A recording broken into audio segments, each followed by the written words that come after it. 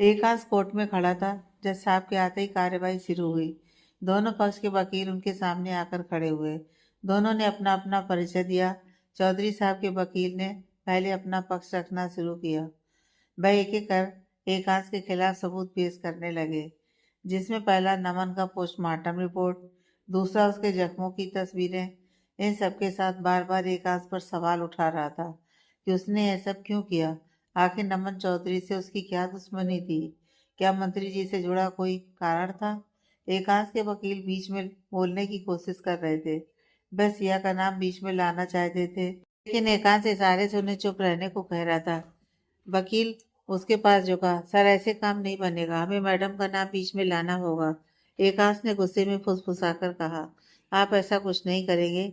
मैं नहीं चाहता कि इस भरी अदालत में मेरी पत्नी के जख्मों को कोरेदा जाए। विरोधी वकील घिनौने सवाल पूछेगा। अगर उसका नाम सामने आया तो यहाँ उसे बदनाम करने में कोई कसर नहीं छोड़ी जाएगी। वकील हताश हो गया। तो आप ही बताइए, मैं क्या करूं? एकांश के पास कोई जवाब नहीं था।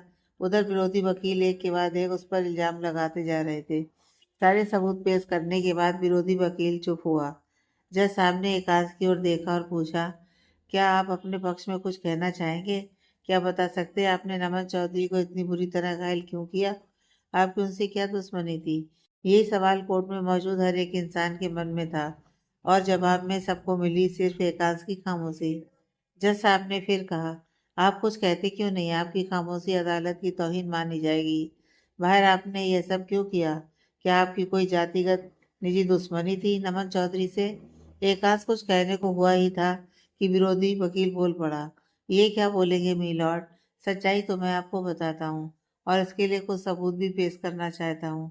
यह कहते उसने कुछ तस्वीरें जज साहब को सौंपी, नमन और सिया की। वकील बोला, मीलॉर्ड, डॉक्टर एकांश वर्मा ने नमन चौधरी को इसलिए मारा क्योंकि वह उनकी पत्नी का लवर था। उसके इतना कहते ही एकांश का चेहरा गुस्से से लाल हो गया। सिया भी हैरान निगाहों से उस वकील को देखने लगी। पूरे कोर्ट रूम में फुसफुसाहटें गूंज उठी। आप कहना क्या चाहते हैं? जज साहब ने सख्ती से पूछा। विरोधी वकील अकड़ के साथ बोला, बस यही मिलॉर्ड, इस डॉक्टर की पत्नी कॉलेज टाइम से ही नमन चौधरी की दीवानी थी। परिवार ने जबरदस्ती उसकी शादी एक डॉक्टर से करवा दी, लेकिन वह फिर भी नहीं मानी। नमन से उसका नाजायज रिश्ता चल रहा है। जब ये बात डॉक्टर साहब को पता चली तो उन्होंने नमन चौधरी को किडनैप किया, उसे टॉर्चर किया और फिर छोड़ दिया। अपने डॉक्टर होने का गलत फायदा उठाया।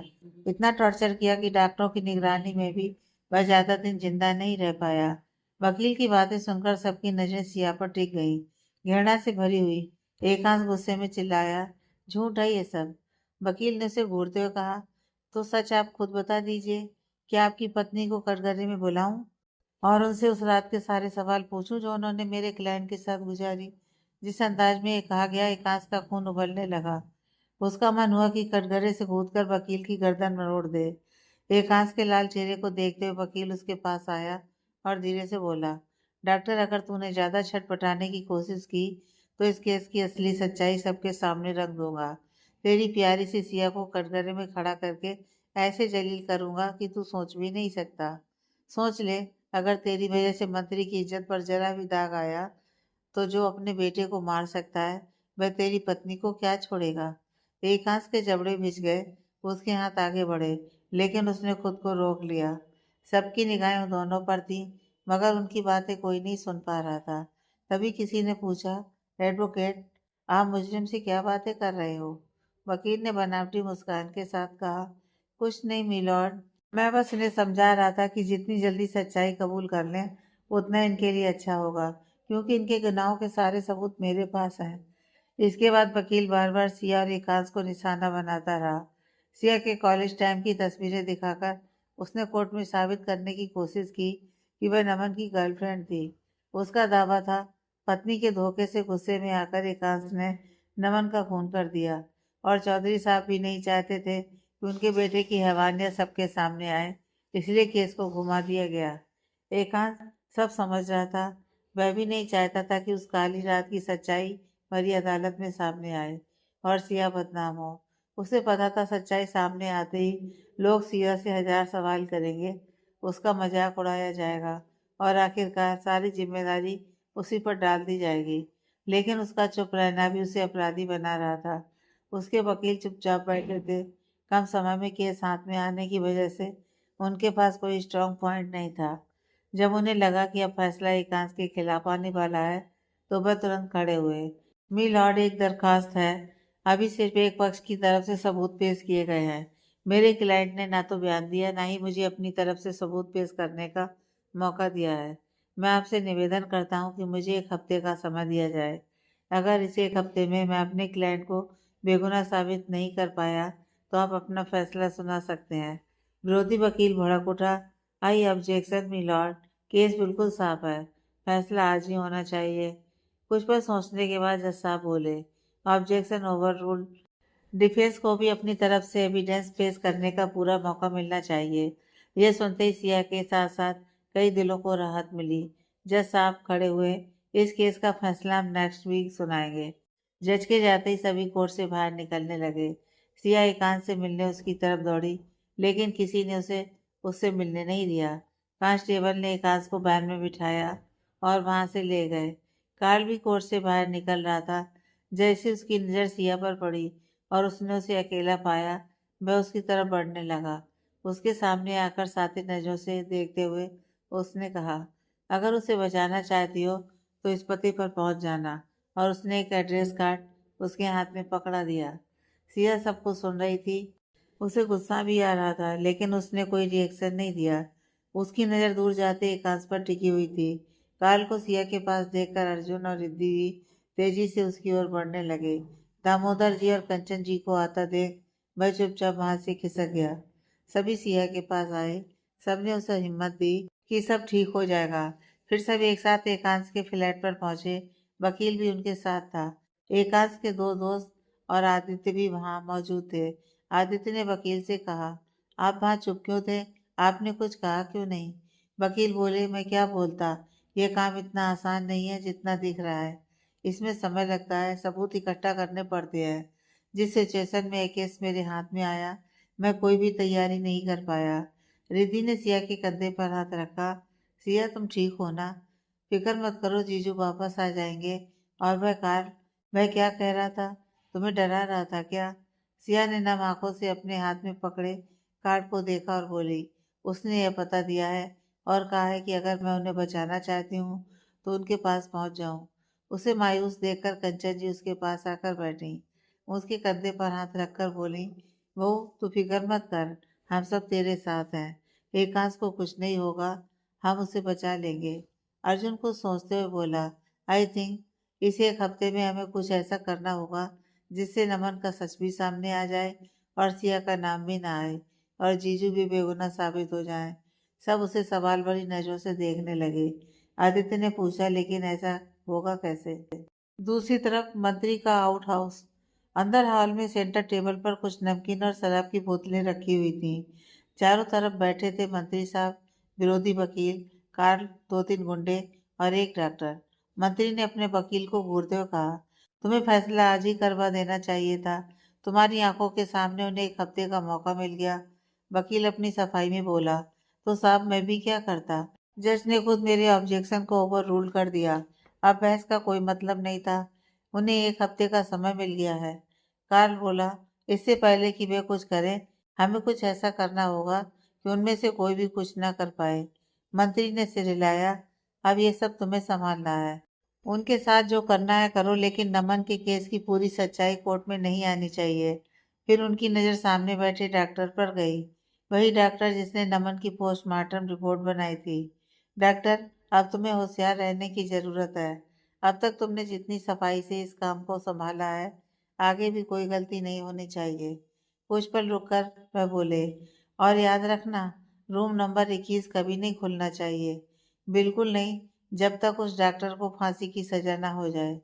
कार्ल ने डेविल स्माइल के साथ कहा, डोंट वरी अंकल, ऐसा कुछ नहीं होगा।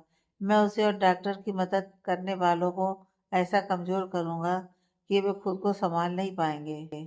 मंत्री गुस्से में बोला, और उस लड़की का क्या करोगे जिसकी वजह से ये सब हो रहा है? कार्ल शैतानियत से मुस्कुराया, वह तो हमारे कदमों में आकर गिरेगी। उसकी ऐसी हालत करूंगा कि वह हमारे इस आउट हाउस की रौनक बनेगी। हम सबका दिल खुश करेगी। ये सुनते ही सबकी आंखों में चमक आ गई। सब कमीनेपन से मुस्कुराने लगे। एक गुंडे ने कहा, मंत्री साहब, एक बात समझ नहीं आ रही। जैसे पिछली बार आपने श्वेता मर्डर केस में जज को खरीद कर फैसला अपने हक में करवाया था, इस बार भी वैसा ही क्यों नहीं करते? मंत्री ने ठंडी सांस ली। लाचारी से बेईमान को खरीदा जा सकता है, लेकिन जिसे ईमानदारी का नशा चढ़ा हो, उसे किसी भी कीमत पर नहीं। फिर उन्होंने सामने बैठे वकील को देखा। वैसे भी जिसे खरीदना था मैंने खरीद लिया है। अब वह भी जानता है, अगर फैसला मेरे हक में नहीं आया तो उसकी जिंदगी उसके बस में नहीं रहेगी। यह सामने बैठे वकील के लिए छुपी धमकी थी। वह घबराकर बोला, अरे मंत्री साहब, आप चिंता क्यों करते हैं? मैं हूं ना, जीत आपकी ही होगी। फिर उसने अपने बैग से एक तस्वीर निकाली और टेबल पर रख दी। ये देखिए, इस गवाह के बयान देते ही जज साहब उस डॉक्टर को सीधा फांसी सुना देंगे। टेबल पर रखी तस्वीर किसी और की नहीं, गोपाल की थी। कार्ल ने तस्वीर देखते हुए पूछा, ये कौन है? वकील ने जवाब दिया, यह उसी डॉक्टर का ऑटो ड्राइवर है। नमन के साथ जो भी किया गया, उसका इकलौता गवाह यही है। इसने सब कुछ अपनी आंखों से देखा है। यह सुनते ही सबके होठों पर मुस्कान गहरी हो गई। एक गुंडे ने सबके लिए गिलास में वाइन भरी और सब पीने लगे। दूसरे कमरे से किसी के दर्द से कराने की आवाज़ आ रही थी। वह वही था। गुंडों ने उसे इतना टॉर्चर किया था कि वह गवाही देने के लिए तैयार हो चुका था। गोपाल उस कमरे में बुरी तरह जख्मी बेजान सा फर्श पर पड़ा हुआ था। दूसरी तरफ अगली सुबह सिया, अर्जुन और रिद्धि एक घर के बाहर खड़े थे। यह घर गोपाल का था, जिसके दरवाजे पर ताला लगा हुआ था। पड़ोसियों के पूछने पर पता चला कि उसकी पत्नी ट्रेनिंग के लिए गई है और गोपाल कहीं गांव गया हुआ है। सिया का डर और गहरा हो गया। इसका मतलब साफ है, गोपाल अब उनकी पकड़ में आ चुका है। हो सकता है अगली बार भी उसे कोर्ट में पेश करें। अर्जुन चौंक गया। मतलब जीजू को बचा पाना हमारे लिए इम्पॉसिबल होने वाला है। रिद्धि भी टेंशन में बोली, तो क्या अब जीजू को बचाने के लिए हम कुछ नहीं कर सकते? तीनों ने गोपाल को खोजने की बहुत कोशिश की, लेकिन वह कहाँ और कैसे गया किसी को पता नहीं चला। दिन भर भटकते भटकते जब सब थक कर सो गए तो एक चाय की दुकान पर रुके। तीनों सुबह से बिना खाए पिए हॉस्टल से बाहर निकले थे। अर्जुन और रिद्धि को बहुत प्यास लग रही थी। दोनों ने सिया को भी पानी दिया, लेकिन उसने पीने से साफ इनकार कर दिया। दोनों ने बहुत जिद की, लेकिन इस बार उनकी जिद नहीं चली। वह कुछ भी खाने पीने को तैयार नहीं थी। हताश होकर सभी फ्लैट पहुंचे। वकील साहब भी अपनी ओर से कोशिश कर रहे थे, आदित्य और उसके दोस्त भी। क्या हुआ, कुछ पता चला? कंचन जी ने उम्मीद भरी नजरों से सबको देखा। फिर उनकी नज़र सिया के मायूस चेहरे पर ठहर गई। रिद्धि ने सिया को देखते हुए उनसे कहा, देखिए ना आंटी जी, ये इतनी सुबह से एक बूंद पानी तक नहीं पिए हैं, ना कुछ खाने को तैयार है। ऐसे भूखे प्यासे रहने से क्या होगा? कंचन जी ने कुछ नहीं कहा, बस गौर से सिया का चेहरा देखती रही। फिर एक गिलास पानी लेकर उसके पास आई। धीरे से उसके कंधे पर हाथ रखकर बोली, ये तू क्या कर रही है? ऐसे रहेगी तो कैसे मेरे बच्चे को बचाने के लिए मेहनत कर पाएगी? ये जंग छोटी नहीं है, इसके लिए तुझे मजबूत रहना होगा। उन्होंने जिस नरम लहजे में यह कहा, सिया का दिल दर्द से भर गया। वह उनसे लिपट गई और रोने लगी। उसे अपने सीने से लिपटकर टूट टूट कर रोते देख उनकी आंखें भी नम हो गईं। वहां बैठे सभी को सिया के लिए बुरा लग रहा था। पहली बार कंचन जी को अपने दिल में सिया के लिए ममता महसूस हुई। उन्होंने प्यार से उसकी पीठ और सिर पर हाथ फेरा। सिया, चुप हो जा, तू मेरी प्यारी बच्ची है ना, चुप हो जा, उन्होंने बहुत मुश्किल से कहा। उनकी आंखों से भी आंसू टपकने लगे। तभी अर्जुन का फोन रिंग हुआ। सभी चौंक गए। उसने देखा फोन स्क्रीन पर अननोन नंबर फ्लैश हो रहा था। उसने सबकी तरफ देखते हुए कॉल रिसीव किया। उधर से किसी अनजान इंसान की आवाज़ आई, अर्जुन और रिद्धि, अगर अपने माँ बाप को जिंदा देखना चाहते हो तो डॉक्टर एकाज के केस से दूर हो जाओ, वरना अगली सुबह तुम्हें उन चारों की लाश मिलेगी। ये धमकी सबने सुनी। सबके चेहरे की रंगत उड़ गई।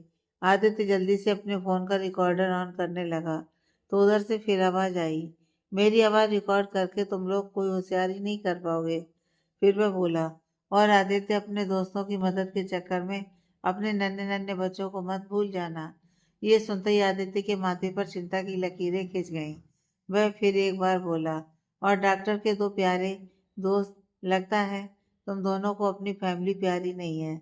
ये सुनते ही अर्जुन और रिद्धि के हाथ पांव ठंडे पड़ गए। दोनों घबराकर बोले, नहीं नहीं, हमारी फैमिली के साथ कुछ मत करना। हम यहाँ से जा रहे हैं, हम उनकी मदद नहीं करेंगे। फिर शर्मिंदगी से आदित्य और बाकी सबको देखते हुए बोले, हमें माफ़ कर दीजिए, हम इस समय अपनी फैमिली को दांव पर नहीं लगा सकते। और पलक झपकते ही दोनों फ्लैट से बाहर भाग गए। वकील ने गुस्से में कहा, कौन हो तुम? तुम्हें मालूम है ऐसे किसी को डराना धमकाना कानूनन जुर्म है।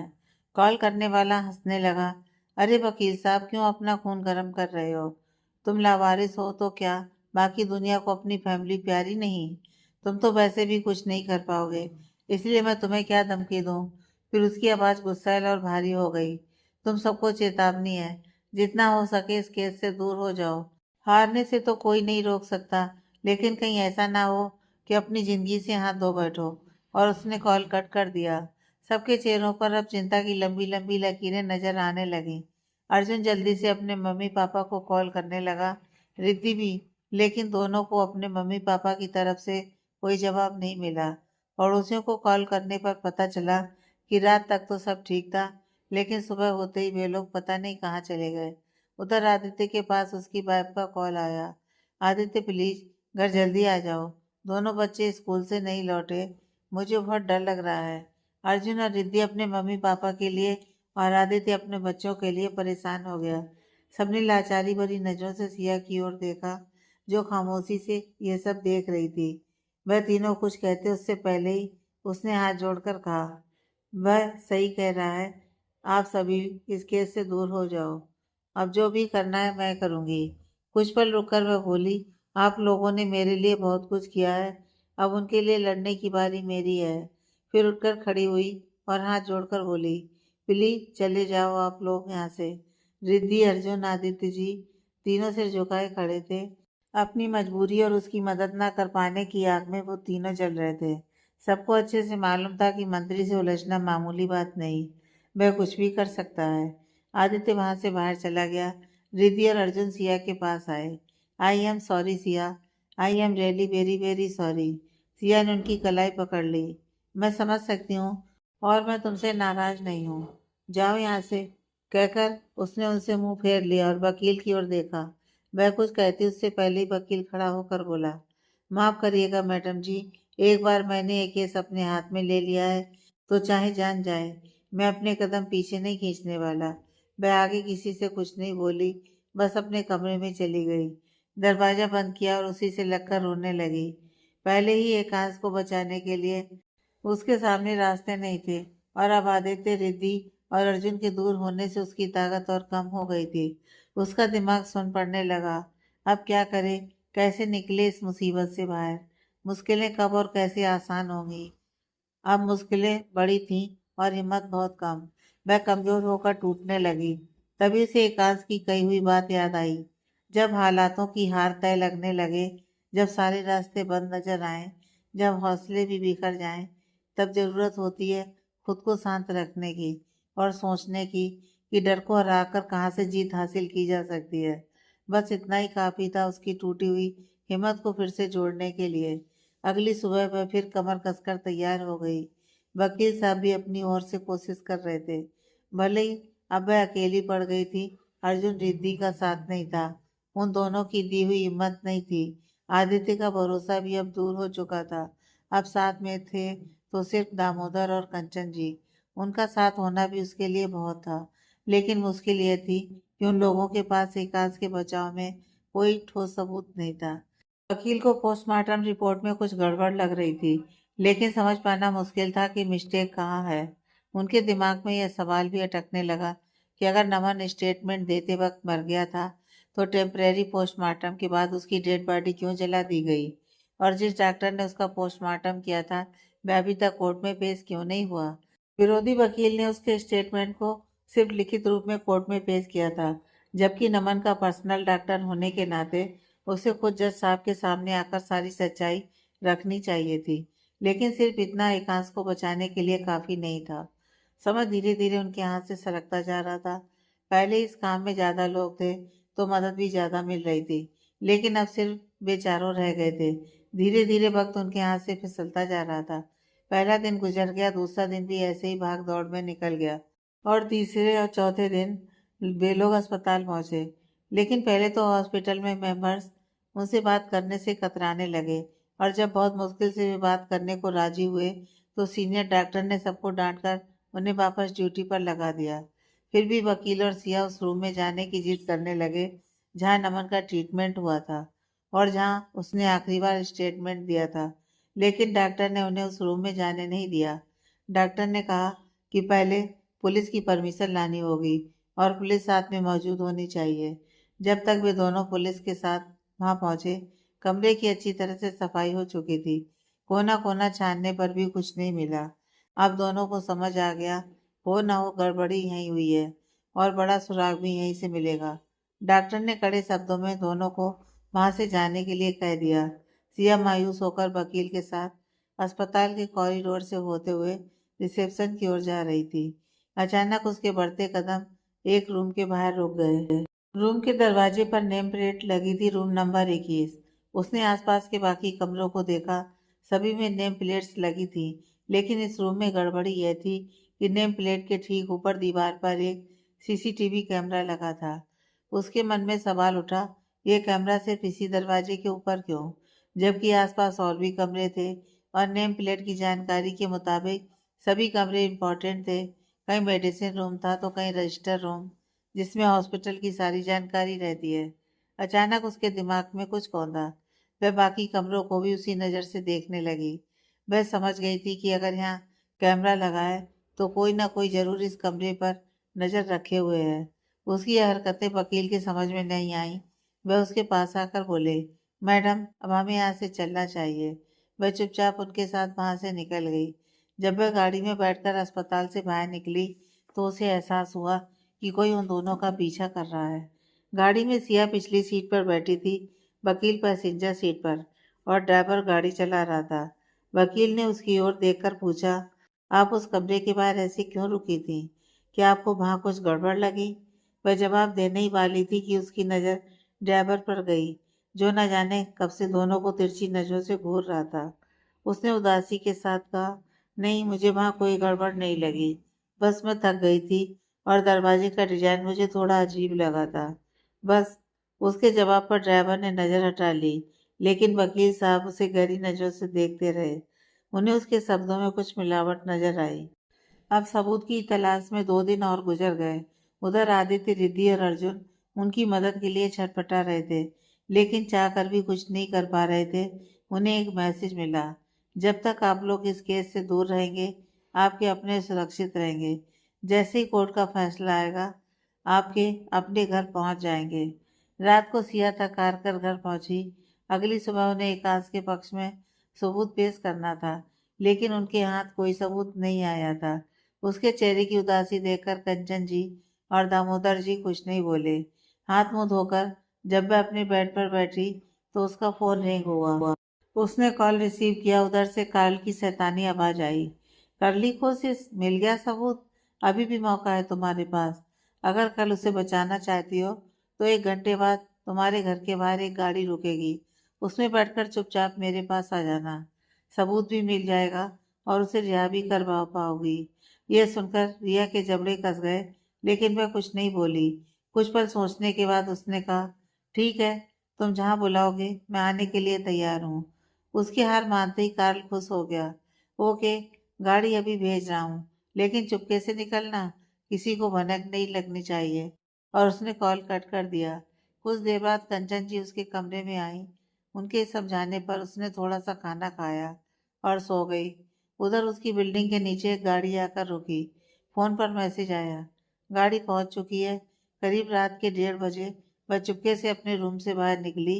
दूसरे कमरे में जाकर देखा, कंचन जी और दामोदर जी गहरी नींद में सो रहे थे। वह चुपचाप फ्लैट से बाहर निकली, बिल्डिंग से नीचे आई। ड्राइवर उसके लिए दरवाजा खोलकर खड़ा था। उसे देखते ही बोला, बैठी, और ड्राइविंग सीट पर बैठ गया। वह कुछ नहीं बोली, चुपचाप पिछली सीट पर बैठ गई।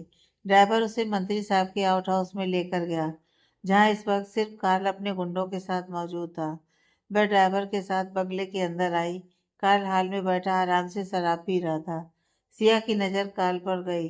पूरे सफर में वह एकदम खामोश ही रही थी। उसकी आंखों से एक भी आंसू नहीं निकला था, न माथे पर चिंता की कोई लकीर थी। चेहरे पर बस ठंडा सा एक्सप्रेशन था।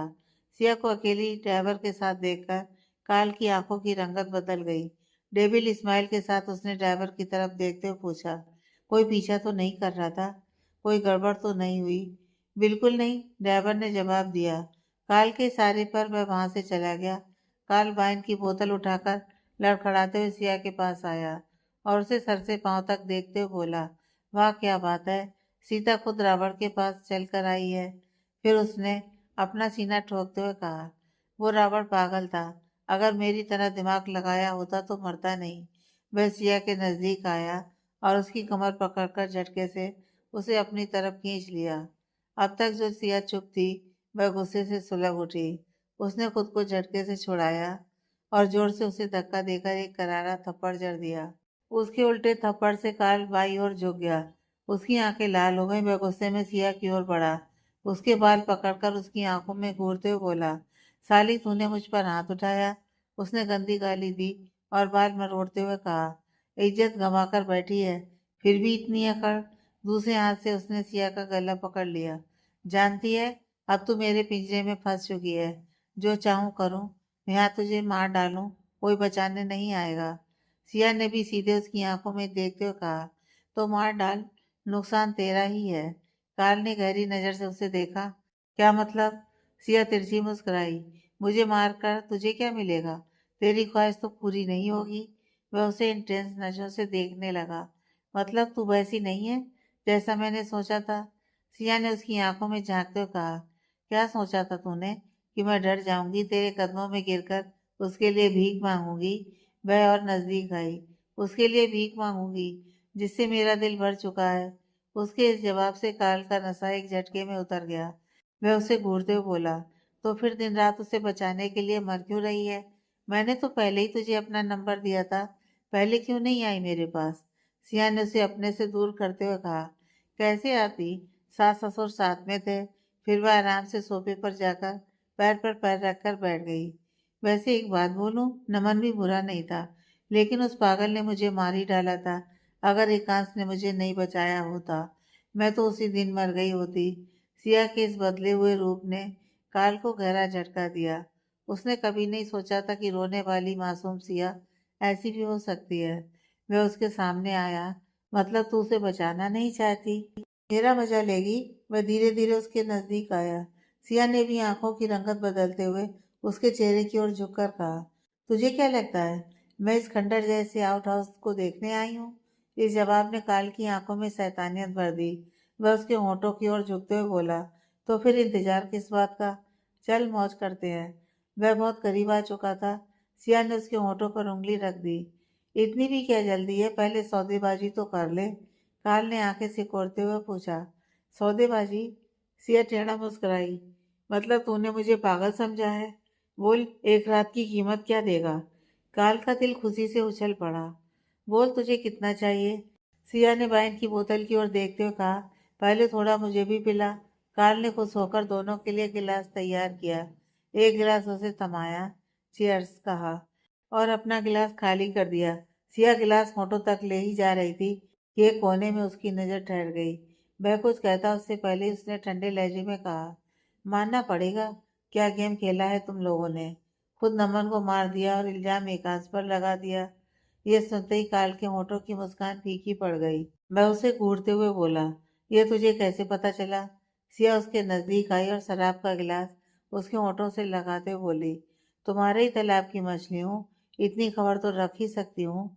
उसने उसके चेहरे पर उंगली फेरते हुए कहा, बहुत पहले से मेरी तुम दोनों पर नजर थी, लेकिन तुम मेरा इशारा कभी समझ ही नहीं पाए और मैं डॉक्टर के साथ फंस गई। इस जवाब से काल का शक पूरी तरह दूर हो गया। वह हंसने लगा, कोई बात नहीं, अब तो लाइन में आ गई है। फिर अचानक शैतानियत से बोला, नमन को हमने ही मारा है। उसने उसके बाल मुट्ठी में कसकर चेहरे के पास झुकते हुए कहा, अगर होशियारी करने की सोची तो जान से मार देंगे, हमारे खिलाफ गई तो बचेगी नहीं। सिया ने धीरे से उसकी आंखों में देखते हुए कहा, तुझे लगता है मौत के मुंह में आकर मैं खिलवाड़ करूंगी? काल ने नकार में सिर हिलाया, पहले लगता था, अब नहीं। अब तो तू हमारी टीम की है। आज तुझे एक सच बताता हूँ। उसने सिया का कंधा पकड़कर उसे अपने करीब खींचा। और उसके कान में कुछ कहा। सिया की आंखों की रंगत बदलने लगी। अगली सुबह कोर्ट रूम कार्रवाई की सारी तैयारी हो चुकी थी। जज साहब आ चुके थे। एकांश कटघरे में खड़ा था। पीछे कोर्ट में सिया, कंचन जी और दामोदर जी साथ बैठे थे। पिछली सीट पर अर्जुन, रिद्धि और आदित्य भी मौजूद थे। डिफेंस वकील कुछ कहते उससे पहले ही विरोधी वकील खड़े हुए। जज साहब, डिफेंस के सबूत पेश होने से पहले मैं एक गवाह पेश करने की इजाज़त चाहता हूँ। इजाज़त है, जज साहब ने कहा। सबकी नजरें गेट की ओर घूम गईं। 2 कांस्टेबलों के साथ गोपाल को लाया जा रहा था। उसे दूसरे कटघरे में खड़ा किया गया। मैं बुरी तरह घायल लग रहा था। जज साहब ने पूछा, इतनी चोटें कैसे आईं? क्या इसके साथ मारपीट की गई है? विरोधी वकील तुरंत बोले, नहीं जज साहब, जब पुलिस इन्हें पकड़ रही थी तो इन्होंने भागने की कोशिश की और इसी दौरान खुद को घायल कर लिया। अगर इजाज़त हो तो मैं इनसे कुछ सवाल करूं? बेशक पूछिए। वह गोपाल के सामने आया। उसे गीता की कसम दिलाई और बोले, अब डॉक्टर एकांश के बारे में और उनके साथ मिलकर जो कुछ भी तुमने किया, सब साफ साफ जज साहब को बता दो। गोपाल डरी हुई नजरों से सबको देख रहा था। उसने अफसोस से एकांश की ओर देखा और बोलने लगा, हाँ मैं डॉक्टर एकांश को जानता हूँ। उनके बहकावे में आकर मैंने उनकी मदद की थी मंत्री साहब के बेटे नमन को किडनैप करने में। और फिर उसने एकांश के साथ मिलकर जो जो किया था सब कबूल लिया। अब गोपाल ने सब कुछ कबूल कर ही लिया था तो एक बार फिर जब उससे पूछा गया कि इन सब की वजह क्या थी, कोई और जवाब देता उससे पहले ही विरोधी वकील बोले, इसका जवाब मैं पहले ही दे चुका हूँ जज साहब। उनकी नज़र डिफेंस वकील की ओर गई। क्या आप कोई सबूत पेश करने वाले हैं? डिफेंस वकील कुछ बोलते उससे पहले विरोधी वकील फिर बोले, कोई सबूत होगा तब ना बोलेंगे। यह केस एकदम साफ है माय लॉर्ड। डॉक्टर वर्मा जब अपनी पत्नी की बेवफाई बर्दाश्त नहीं कर सके तो उन्होंने अपने पागलपन में उसके प्रेमी की जान लेने की कोशिश की। सिर्फ कोशिश नहीं, उसे मौत के हवाले छोड़ दिया। अब फैसला सुनाइए जज साहब। मुजरिम आपके सामने खड़ा है। डिफेंस वकील को खामोश देखकर जज साहब बोले। डिफेंस वकील की चुप्पी से यह साफ है कि उनके पास अपने क्लाइंट को बेगुनाह साबित करने के लिए कोई लीगल सबूत नहीं है। लिहाजा सभी सबूतों और गवाही को ध्यान में रखते हुए कोर्ट आरोपी एकांश के बारे में ये फैसला सुनाती है कि वह आगे फैसला सुना पाते उससे पहले ही अचानक कोर्ट रूम का दरवाजा खुला। सबकी नजरें उधर घूम गईं और जो दृश्य सामने आया उसे देखकर सबकी आंखें फटी की फटी रह गईं। दरवाजे पर खड़े थे अर्जुन और आदित्य। दोनों ने किसी को अपने कंधे का सहारा दे रखा था। वे उसे संभालते हुए कटघरे के पास पहुंचे। डिफेंस वकील बोले, माय लॉर्ड, यह है मेरे पहले और आखिरी गवाह। जो कुछ कहना चाहते हैं कोर्ट के सामने कहना चाहते हैं। जज साहब बोले, उन्हें बोलने की इजाजत है। अर्जुन और आदित्य उसे सहारा देते हुए कटघरे में खड़े हुए। ये दृश्य देखकर मंत्री साहब की धड़कनें तेज हो गईं। उनकी नजरें चारों तरफ काल को तलाशने लगीं, लेकिन वह कहीं दिखाई नहीं दिया। कोर्ट रूम में मौजूद मंत्री साहब के कुछ गुंडे भी अचानक गायब थे। जब आदित्य ने गवाह के चेहरे पर से कपड़ा हटाया तो चौधरी साहब की आंखें 4 गुना बड़ी हो गईं। वह गवाह कोई और नहीं, नमन था, जिंदा सबके सामने खड़ा था। नमन ने पहले एकांश की ओर देखा, फिर जज साहब की ओर मुड़ा। उसे देखकर जज साहब भी हैरान रह गए। नमन बोला, हाँ मैं जिंदा हूँ, लेकिन मुझे मारने की कोशिश की गई थी। उसकी नज़र एकांश की ओर गई। लेकिन मुझे मारने की कोशिश करने वाले डॉक्टर एकांश नहीं थे। फिर उसने सीधे मंत्री साहब की ओर देखते हुए कहा, मुझे मारने की कोशिश मेरे अपने पिता ने की थी। उसके इस बयान से पूरे कोर्ट रूम में हड़कंप मच गई। तरह तरह की बातें होने लगी। जज साहब ने हथौड़ा बजाकर कहा, ऑर्डर ऑर्डर। आप साफ साफ बताइए, आप कहना क्या चाहते हैं? नमन ने कहा, जज साहब, डॉक्टर वर्मा ने मुझे टॉर्चर किया था, बहुत बुरी तरह से, लेकिन जिसका जिम्मेदार भी मैं खुद हूँ। उसने एक नज़र सिया की ओर देखी और फिर नजरें झुका ली। एकांश की नज़र सिया की ओर गई। उसने लाल आंखों से नमन को इशारे में ही चेतावनी दी, अगर तूने कोर्ट में सिया को बदनाम किया तो तुझे छोड़ूंगा नहीं। उसकी आंखों की आग महसूस कर नमन घबरा गया। गहरी सांस लेकर बोला, क्योंकि मैंने एक लड़की के साथ दरिंदगी की थी। अपनी हवस बुझाने के लिए उसे मौत के हवाले कर दिया, जिंदा रहने लायक नहीं छोड़ा। फिर उसने सबकी ओर देखा और सिर्फ वही लड़की नहीं, एक और लड़की थी, श्वेता। वह मेरी गर्लफ्रेंड थी। मैंने उसके साथ भी वही दरिंदगी की, लेकिन वह नहीं बची। इसी कोर्ट में उसका भी केस चला और मेरे पापा ने जज को खरीद कर मुझे बचा लिया। अब सबकी नजरें सीधे मंत्री साहब पर टिक गईं। वह कुछ बोलने की हालत में नहीं थे। नमन ने आगे कहा, मेरे अंदर जितनी भी बुराई है वह सब मैंने अपने पापा से सीखी है। लोगों के साथ गलत करना, लड़कियों के साथ दरिंदगी करना, जो देखा वो सीखा, वही मैं बन गया। जज साहब बोले, वह दूसरी लड़की कौन है? क्या वह यहाँ गवाही दे सकती है? नमन ने तुरंत कहा, नहीं जज साहब, मैंने उसके साथ पहले ही बहुत गलत किया है। उसे यहाँ लाकर मैं उसे और बदनाम नहीं करना चाहता। और एक बात, मेरी मौत की झूठी खबर मेरे पापा ने इसलिए फैलाई क्योंकि मैं उनके साथ जुड़ी बाकी अपराधियों की सच्चाई सामने लाने वाला था। मैं एक हफ्ते पहले ही अपना जुर्म कबूल करने वाला था, लेकिन यहाँ बुराई का साथ देने वाले लोग बहुत हैं। जब कोई बुरा इंसान अच्छा बनने की कोशिश करता है तो उसे मार दिया जाता है। मेरे साथ भी वही हुआ। मुझे मारने की कोशिश की गई और एक रूम में छुपा कर रखा गया। मेरी मौत की झूठी खबर फैलाई गई और एक झूठी पोस्टमार्टम रिपोर्ट बनाई गई। ये कहकर नमन चुप हो गया। पूरे कोर्ट रूम में सन्नाटा छा गया। फिर उसने एकांश की ओर देखते हुए कहा, डॉक्टर वर्मा चाहते तो मुझे बहुत पहले मार सकते थे, क्योंकि मैंने किसी की जिंदगी बर्बाद की थी, किसी की जान ली थी। लेकिन उन्होंने मुझे मारा नहीं। उन्होंने मुझे वही दर्द महसूस कराया जो मैं उन लड़कियों को देता था। उन्होंने मुझे यह एहसास दिलाया कि दरिंदगी की दर्द किसी लड़की को पल पल मौत के करीब ले जाती है। नमन ने हाथ जोड़कर कहा, माय लॉर्ड, मैंने जो गलती की उसे अफसोस से भी सुधारा नहीं जा सकता। जो सजा देंगे मुझे मंजूर है, लेकिन डॉक्टर रेखास को छोड़ दीजिए और मेरे पापा को मत छोड़िए। उनके आदमियों को मत छोड़िए। उनके साथ और भी बहुत लोग जुड़े हैं। नमन की जुबान खुलते ही मंत्री साहब का सबसे बड़ा डर हकीकत बन गया। सारे काले कारनामे एक एक कर सामने आ गए। नमन ने भले ही अपना जुर्म कबूल कर लिया था, लेकिन उसकी वजह से किसी की जान गई थी। जो उसने किया वह माफी के काबिल नहीं था। इसलिए कोर्ट ने उस पर कई धाराएं लगाते हुए उसे उम्र कैद की सजा सुनाई। मंत्री साहब को उनके पद से बर्खास्त कर दिया गया। नमन द्वारा बताए गए सभी काले कारनामों के आधार पर उन्हें भी सजा दी गई। उसी वक्त एक इंस्पेक्टर काल को भी लेकर आया। उसके सर पर मोटी सी पट्टी बंधी हुई थी। उसे पहले ही अरेस्ट किया जा चुका था और उसने भी अपने जुर्म कबूल कर लिए। अब जज साहब की नज़र एकांश पर गई। उन्होंने फैसला सुनाया। आरोपी एकांश पर हत्या का आरोप सिद्ध नहीं होता, लेकिन एक डॉक्टर होते हुए कानून अपने हाथ में लेने के लिए उन्हें दोषी ठहराया जाता है। आरोपी को 2 साल की सश्रम कारावास, 50,000 रुपये का जुर्माना और 3 साल के लिए मेडिकल प्रैक्टिस से सस्पेंड किया जाता है। ये सजा एकांश के लिए थी, लेकिन दर्द सिया के दिल में उतर गया। बिना सिया का नाम सामने आए उसे इंसाफ मिल गया, लेकिन दिल में दर्द अभी भी था कि उसके लिए लड़ने वाले को सजा हुई। सभी कोर्ट रूम में बाहर आए। सारे दुश्मन गिरफ्तार हो चुके थे। सिया एकांश के पास गई। एकांश ने हथकड़ी लगे हाथों से उसके गालों को छूते हुए पूछा, कैसे किया ये सब? फ्लैशबैक, तुझे पता है नमन मरा नहीं है, हमने उसे कैद करके रखा है। काल ने उस वक्त सिया के कान में कहा।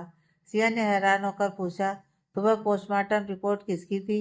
वह शैतानियत भरी मुस्कान के साथ बोला, एक लावारिस डेड बॉडी की। फिर उसने सिया को गहरी नजरों से देखा। उसकी आंखों की रंगत बदल गई। उसने कसकर उसके बाल पकड़ लिए और उसे अपने करीब खींच लिया। चल, बहुत हो गई बातें और सवाल जवाब। वह सिया को जबरदस्ती किस करने के लिए आगे बढ़ा ही था कि तभी पीछे से एक नौकरानी आई। उसने पास रखी वाइन की बोतल उठाई और जोर से उसके सिर पर वार कर दिया। बोतल उसके सिर पर टूट गई।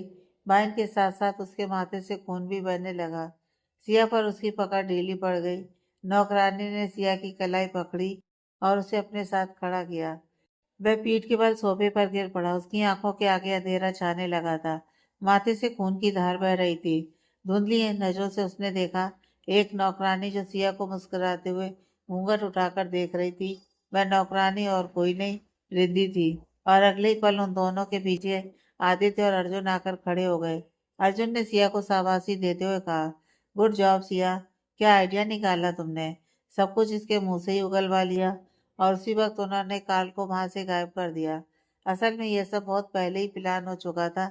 जब सिया को रूम नंबर 21 पर डाउट हुआ, उसने गाड़ी में वकील से कुछ नहीं कहा, लेकिन घर जाते ही अपने कमरे में जाकर उसने आदित्य, अर्जुन और रिद्धि को ग्रुप कॉल किया और उन्हें सारी बातें बता दी। उसी समय सबने प्लान किया था कि जैसे गुंडों ने धमकी दी है, वे तीनों सबसे दूर रहेंगे, लेकिन दुश्मनों की आंखों में धूल झोंकते हुए पीठ पीछे काम करेंगे। जब कार्ल ने सिया को आर्ट हाउस में बुलाया, उसकी बातें सुनकर ही सिया समझ गई थी कि वह बहुत नशे में है, और गाड़ी में ड्राइवर किसी से बात कर रहा था कि आज फार्म हाउस में कोई नहीं है, सभी मंत्री साहब के साथ किसी प्रोग्राम में गए हैं, कल कोर्ट में पहुंचेंगे। सिया ने यह खबर सबको दे दी। सिया के पहुंचने से पहले ही रिद्धि नौकरानी बनकर आउट हाउस में पहुंच गई। उन्होंने पहले कार्ल से सारा सच उगलवाया, उसे गायब किया और चुपके से अस्पताल पहुंचे। वहां से रूम नंबर 21 से नमन को भी उठा लिया। इस प्लान में सबने थोड़ा थोड़ा दिमाग लगाया और सबको कामयाबी भी मिली। सबने उसके लिए इतनी मेहनत की है जानकर उसे बहुत खुशी हुई। फिर पुलिस वाले उसे ले गए, लेकिन फिर भी सब जीतकर खुद को हारा हुआ महसूस कर रहे थे। वे एकांश को सजा पाने से नहीं रोक पाए। सारे दुश्मन जेल में थे, वे सब एकांश से मिलने जेल गए। सबने जैसे उसकी मदद की, उसने सबको थैंक यू कहा और पर्सनली सिया के गाल को छूते हुए बोला, तुम फिक्र मत करो, गलती की है तो सजा से नहीं भागना है। सिया उदास होकर बोली, ये सब मेरी वजह से हुआ है, मैं जिम्मेदार हूँ इन सब की। एकांश ने उसकी आंखों में देखते हुए कहा, इसीलिए तो सजा हम दोनों को मिल रही है। फिर उसने उसकी आंखों में देखा, मैं यहाँ कैद में रहूँगा तो क्या तुम्हें सुकून मिलेगा? नहीं, यहाँ रहकर मैं जितना तड़पूंगा उतनी ही तकलीफ तुम्हें होगी। सलाखों के बीच से ही उसने उसके माथे पर प्रेम अंकित किया। बस वापस जाकर अपनी ट्रेनिंग कंप्लीट करो। जब मैं लौटूं तो पायलट की यूनिफॉर्म में उसी रूप में नजर आना जिसमें मैं तुम्हें देखना चाहता हूँ। वह मुस्कुराकर बोली, ओके। फिर मिलने का टाइम ख़त्म हुआ और वह उस सबके साथ वापस फ्लैट आ गई। अब जब सारी मुश्किलें ख़त्म हो गई थीं, आदित्य वहाँ से चला गया। वकील साहब भी। कंचन और दामोदर जी उसी फ्लैट में रहने लगे और सिया, रिद्धि और अर्जुन वापस एकेडमी लौट आए। एक बार फिर उन सबकी ट्रेनिंग जोर शोर से शुरू हो गई। वही ट्रेनिंग, वही जुनून। अनिरुद्ध भी अब ट्रेनिंग में शामिल था। जो कुछ भी हुआ था उसे सबकी खबर थी। अब वह बहुत सावधान था, सिया से तो बहुत ही दूर। कभी वह उसके रास्ते में दिख जाती तो डर के मारे रास्ता बदल लेता। वक्त अब एक अलग ही स्पीड में चलने लगा था। हाँ, गुजरते वक्त के साथ उसका और कंचन जी का रिश्ता सुधरने लगा था। दोनों एक दूसरे को समझने लगी थी। कंचन जी खुद उसके हॉस्टल आती, कभी कभी उसके लिए टिफिन में अच्छा अच्छा खाना लाती, उसके पास बैठकर ढेर सारी बातें करती। एकांत से दूर होने के बाद उसके खाली दिल में उनसे बात कर दर्द थोड़ा कम रहने लगा। एक दूसरे से दूर होकर सिया और एकांश की रातें करवटें बदलते हुए गुजरती। एक दूसरे के साथ बिताए हसीन लम्हे, प्यारी प्यारी बातें और कभी कभी छोटी मोटी नोक-झोंक याद कर दोनों अनजाने में मुस्कुरा देते। और कभी चेहरे पर उदासी फैल जाती, आंखों में नमी जगह बना लेती। दिन गुजर रहे थे लेकिन आरामदायक बिल्कुल नहीं थे। सिया संघर्ष कर रही थी और एकांश इंतजार। अब सिया की ट्रेनिंग का फाइनल टाइम आ गया था। उनकी ट्रेनिंग को एक साल पूरा होने में कुछ ही महीने बाकी थे। सब कुछ और स्पीड में होने लगा, प्रैक्टिस बढ़ गई, नोट्स तेजी से तैयार होने लगे। नोटिस के साथ अब प्रैक्टिकल ट्रेनिंग शुरू हुई और फिर बारी आई फाइनल चेक राउंड की। जिन्होंने पूरी लगन से ट्रेनिंग पर ध्यान दिया था, उन्होंने फाइनल चेक राउंड कंप्लीट कर ली, जिसमें सिया, अर्जुन और रिद्धि लिस्ट में पहले नंबर पर थे। एक नाम और था अनिरुद्ध का। अपनी गलतियों से सीखकर उसने भी सुधरने का फैसला किया और सही वक्त पर सही निर्णय लेकर वह भी कामयाब हुआ। सीपीएल पाकर सिया बहुत खुश थी। बस एक ही अफसोस था कि यह सम्मान पाते वक्त एकांश उसे नहीं देख पा रहा था। वह उसे बहुत मिस कर रही थी। सब उसके साथ थे लेकिन उसका दिल खाली था। उसकी ट्रेनिंग को तो एक साल हो चुका था, लेकिन एकांश के सजा को अभी सिर्फ 6 महीने हुए थे। एकांश अपने सेल में बैठा हुआ था, सिया को ही याद कर रहा था। तभी किसी के आने की आहट हुई। उसने नजर उठाकर सामने देखा और उसकी नजरें वहीं ठहर गईं। वह पलकों का झपकाना भूल गया। होठों पर एक बहुत प्यारी सी मुस्कान आ गई। वह अभी उसे अपलक देख रहा था। वह धीरे से उसके सामने आकर खड़ी हुई, व्हाइट शर्ट, ब्लैक पैंट और सिर पर टोपी पहने, बिल्कुल उसी रूप में जिस रूप में वह उसे देखना चाहता था। कांस्टेबल बीच में आया, उसने गेट ओपन किया तो वह अंदर गई और उसकी आंखों के बहुत नजदीक जाकर खड़ी हो गई। वह मुस्कुराता हुआ उसे सिर से पांव तक देख रहा था। उसने उसके चेहरे को अपने दोनों हाथों में थाम कर पूछा, कैसी लग रही हूँ? वह मुस्कुराते हुए उसके माथे को चूमकर बोला, बिल्कुल मेरे ख्वाबों की परी। वह आगे बढ़ी और उसके सीने से लिपट गई। उसकी आंखों से खुशी के आंसू बहने लगे। एकांश की आंखें भी अब नम हो चली थीं। वह मुस्कुराकर बोली, मैंने कर दिखाया ना। बस आप जल्दी से बाहर आ जाओ। मैं आपको बहुत मिस कर रही हूँ। वह उसके गले को चूमते हुए बोला, मैं भी तड़प रहा हूँ तुम्हारे लिए। दोनों बहुत देर तक ऐसे ही खड़े रहे। दोनों में से किसी ने आगे कुछ नहीं कहा। बस थोड़ी देर बाद कांस्टेबल आया और बोला, मिलने का टाइम खत्म हुआ। उदासी के साथ वह उससे दूर हुई। उसकी पलकें अभी भीगी हुई थीं। दर्द भरी आंखों से उसने एक बार उसे देखा। कुछ भी कर ले, उसे यहाँ से जाना ही था। बहुत मुश्किल से खुद को संभालती हुई वह बाहर चली गई। अब एक नई जिम्मेदारी और नया सफर उसके इंतजार में था। उसकी पोस्टिंग दिल्ली में हुई। थोड़ी सिफारिश करने के बाद अर्जुन और रिद्धि की भी। सिया को फ्लैट चेंज करना पड़ा। पहले तो पूरा ध्यान ट्रेनिंग में लगा रहता था। एकांश की याद आती थी, मगर मन नोटिस में उलझा रहता। लेकिन अब तो मन आजाद परिंदा हो गया था। और जब उसने पहली फ्लाइट टेक ऑफ की, कंचन और दामोदर जी पैसेंजर सीट पर बैठे हुए थे। उसकी बहुत इच्छा थी कि एकांश भी उसके साथ हो, लेकिन ऐसा हो नहीं पाया। एक बार फिर वक्त ने रफ्तार पकड़ ली और गुजरते समय के साथ दोनों की बेचैनी और बढ़ती गई। न दोनों को दिन में चैन था, न रातों को नींद। बस जिंदगी सजा की तरह कट रही थी। न चैन की जिंदगी थी, न सुकून की सांस। दिल बेताबी से भरा हुआ था। सिया एकांश के बिना गुजारे हर एक दिन को कैलेंडर पर मार्क करती गई। उसके लिए सेकंड मिनट हो गए थे, मिनट घंटे, और गुजरा हर दिन सालों जैसा लग रहा था। एकांश की गैर मौजूदगी में अर्जुन और रिद्धि उसका ख्याल रख रहे थे। अब तो कंचन जी से उनका रिश्ता भी थोड़ा मजबूत हो गया था, लेकिन फिर भी उसकी जिंदगी में वह चमक नहीं थी। और आखिरकार 1.5 साल बाद एकांश की सजा खत्म हुई। उस पर जो जुर्माना लगा था, उसे सिया ने पहले ही चुका दिया था। एकांश को लेने सिया ही जेल पहुंची। जैसे ही वह जेल से बाहर निकला, वह भीगी पलकों से उसे देखती रह गई। एकांश काफी बदल गया था। चेहरे पर घनी दाढ़ी, मूछें, पहले से ज्यादा गंभीर और गुस्सैल अंदाज। जैसे वह जेल के गेट से बाहर आया, वह दौड़कर उसके पास गई और उसके गले लग गई। उसके कंधे को चूमते हुए एकांश ने भी उसे कसकर अपनी बाहों में भर लिया। फिर सिया ने उसे अपनी कार की पैसेंजर सीट पर बिठाया और खुद ड्राइविंग सीट पर बैठ गई। एकांश उसे गौर से देखते हुए बोला, ड्राइविंग कब सीखी? और ये कार? वह मुस्कुराते हुए उसकी ओर मुड़ी। ये हमारी है, और आपके बगैर मन नहीं लग रहा था, इसलिए कुछ कुछ चीजें सीख लें। वह उसके और नजदीक आया। क्या मेरे बगैर रहना भी सीख लिया? वह कुछ नहीं बोली, बस उदास प्यासी नजरों से उसकी आंखों में देखती रही। तभी पीछे से किसी ने कहा, अरे मैडम, गाड़ी तो आगे बढ़ाओ। तब उसने गाड़ी स्टार्ट की।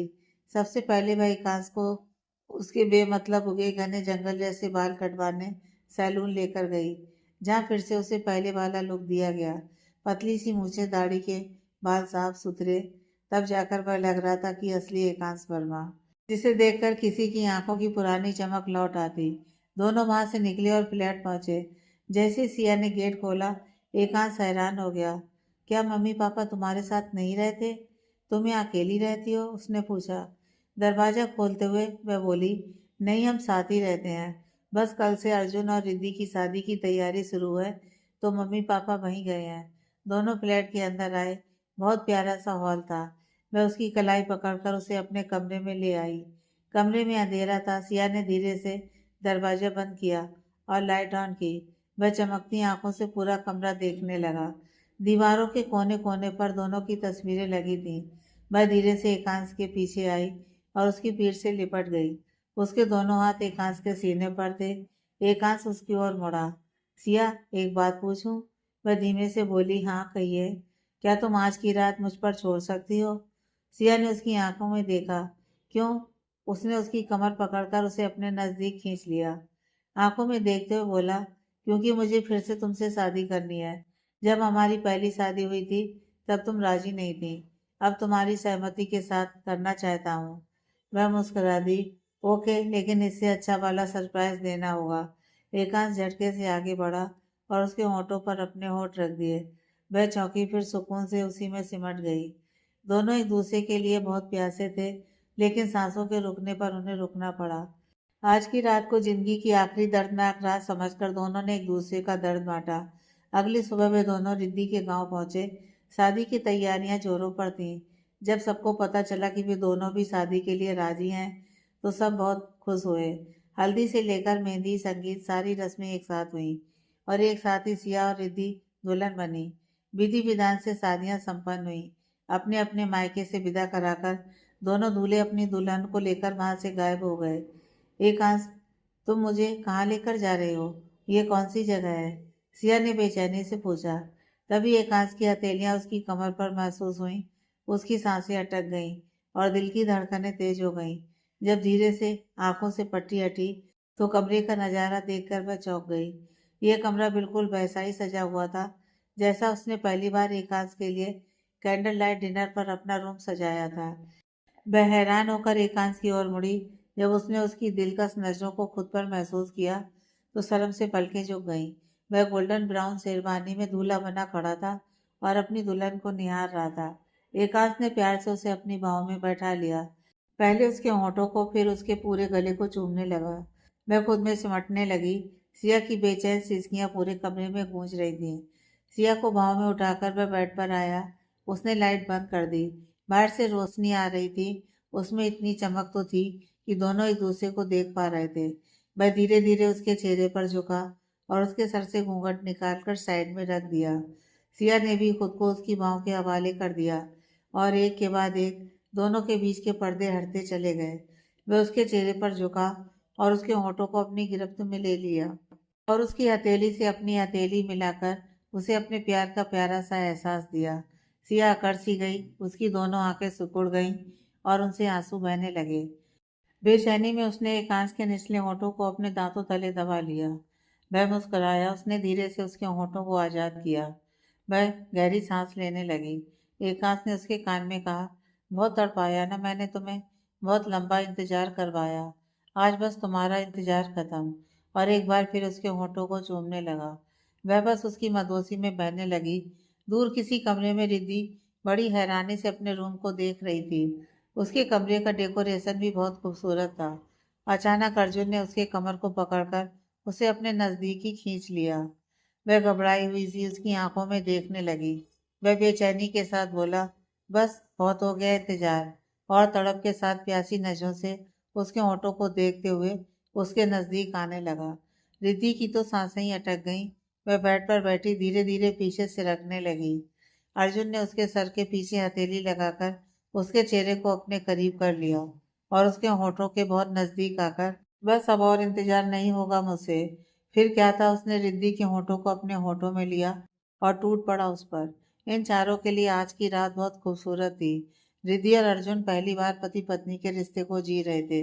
वही सिया आज पहली बार बिना किसी रुकावट के एकांश के प्यार को महसूस कर रही थी। उसने पूरी तरह उसे अपनी पत्नी के रूप में अपना लिया, पूरे हक के साथ।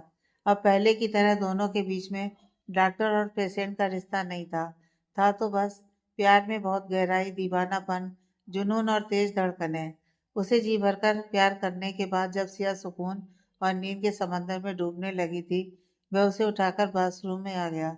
उसने उसके साथ खुद भी सावर लिया, उसे बहुत अच्छे से नहलाया, बेड शीट को चेंज किया और उसे अपनी बाहों में समेट कर सो गया। उधर अर्जुन भी रिद्धि को दम तक परेशान करने के बाद शांत हुआ और उसे अपनी बाहों में दबोच कर सो गया। अगली सुबह सिया बहुत सुकून से एकांश की बाहों में लिपटी सो रही थी। जब उसकी आंखें खुली तो वह उसके चेहरे पर झुका हुआ उसे ही निहार रहा था। रात का मंजर याद करके सिया की नजरें शर्म से झुक गईं। एकांश ने उसके होठों को चूम लिया। सिया ने आंखें बंद कर लीं और उसकी गर्म सांसें अपने चेहरे पर महसूस करने लगी।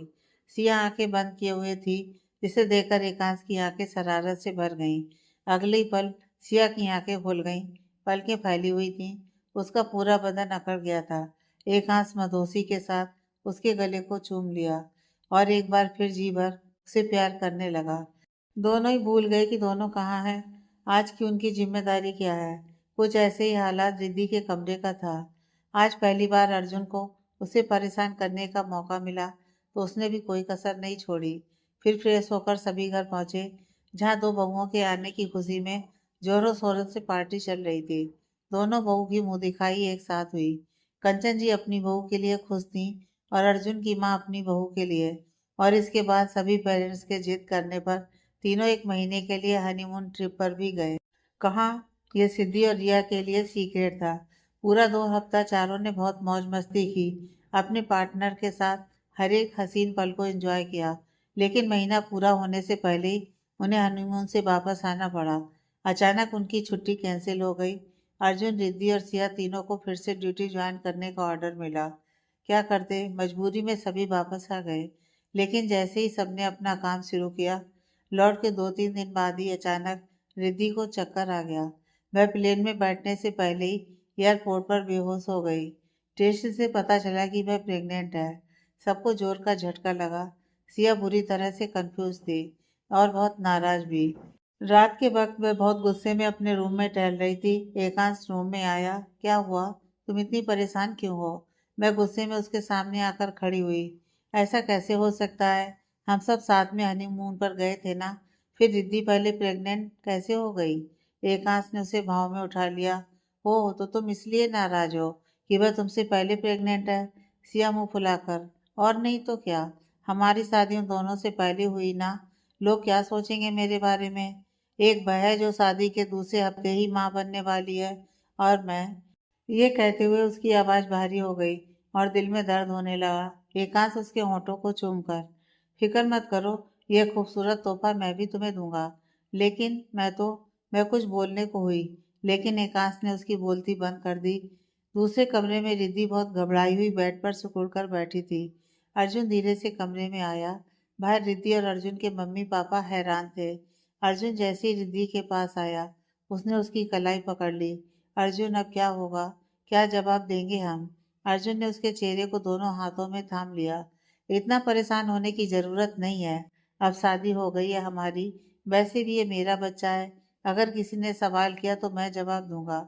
उसने उसे गले लगा लिया, फिर शरारती मुस्कान के साथ उसे अपने से दूर किया और उसकी आंखों में देखकर एक आंख दबाते हुए। सबको लगता है कि यह 2 हफ्ते का रिजल्ट है, फिर बदमाशी के साथ। लेकिन हमने तो इसे 1-1.5 महीना पहले ही इनवाइट कर लिया था। बस शर्माती हुई उसके सीने से चिपक गई। फिर सब अपनी जिंदगी में मस्त हो गए। सिया उन दोनों के साथ अपनी ड्यूटी कंटिन्यू कर रही थी। एकांश अपनी मेडिकल प्रैक्टिस कंटिन्यू नहीं कर सकता था, इसलिए वह फ्री में ट्रीटमेंट कैंपस चलाने लगा। वही करने लगा जो उसे सबसे ज़्यादा पसंद था। बड़ी से बड़ी बीमारियों का फ्री में इलाज करने लगा।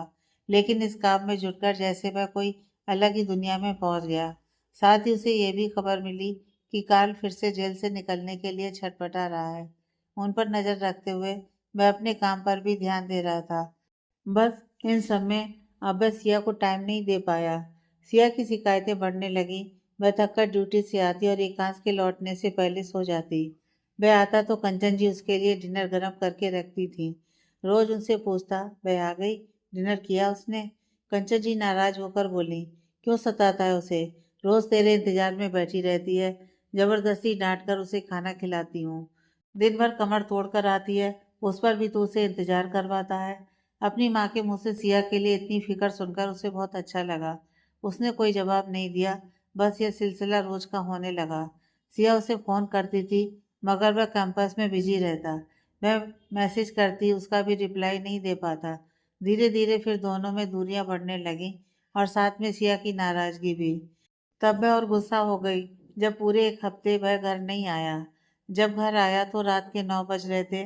सिया हाल के सोफे पर बैठी शायद उसका ही इंतजार कर रही थी, और कंचन जी कमर पकड़कर उसके सामने खड़ी उसकी क्लास लेने में लगी हुई थी।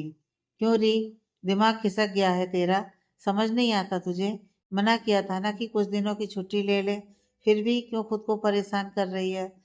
फिर उन्होंने गुस्से में पैर पटकते हुए, आने दो इस लड़के को, अच्छे से खबर लूंगी इसकी। अरे, फ्री का कैंपस खोल लिया है तो क्या अपने घर परिवार को भूल जाएगा? बचपन का सपना था उसका फ्री में लोगों का इलाज करने का, लेकिन इसका मतलब ये तो नहीं कि अपनी बीमार पत्नी को भूल जाएगा। दरवाजे पर खड़ा एकांश ये सब सुन रहा था। उनके गुस्से में सिया के लिए जो प्यार था, उसके होठों पर मुस्कान आ गई। फिर जब उसने ध्यान दिया कि बीमार पत्नी, तो तुरंत सिया के पास पहुंचा। सिया, तुम ठीक हो ना? कंचन जी उसे गुस्से से घूरते हुए। देखो, आ गया मेरा लाडला राजा बेटा। पूरी दुनिया की सेवा करने का इसके पास टाइम है। घर में क्या हो रहा है कुछ की खबर नहीं है। उनके गुस्से से वह कंफ्यूज हुआ। क्या हुआ मम्मी, क्यों आसमान सर पर उठा रही हैं? उसने शांत स्वर में पूछा। जब उसने सिया की ओर देखा तो वह गुस्से में उठकर कमरे में चली गई।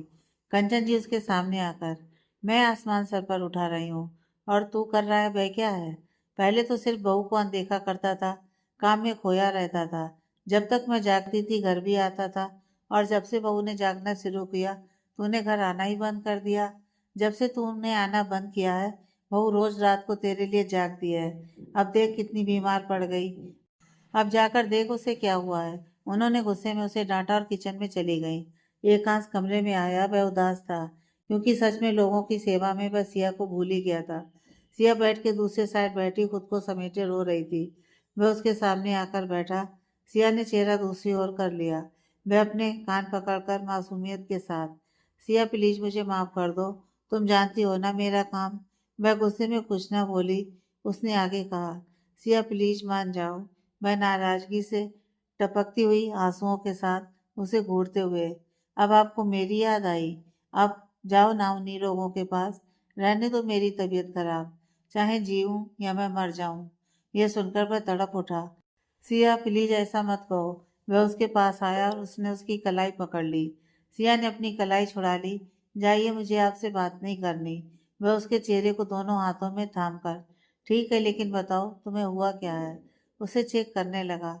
उसकी नसों को छूने पर उसकी आंखें चमक से भर गईं। उसने सिया का चेहरा अपने दोनों हाथों में थाम लिया।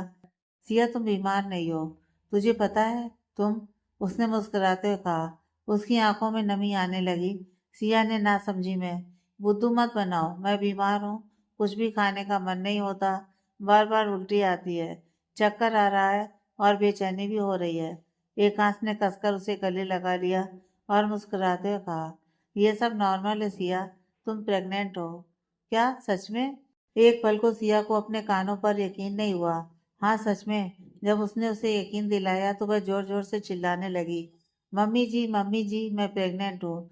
वह खुशी के मारे उछलती हुई बेड से उतरी।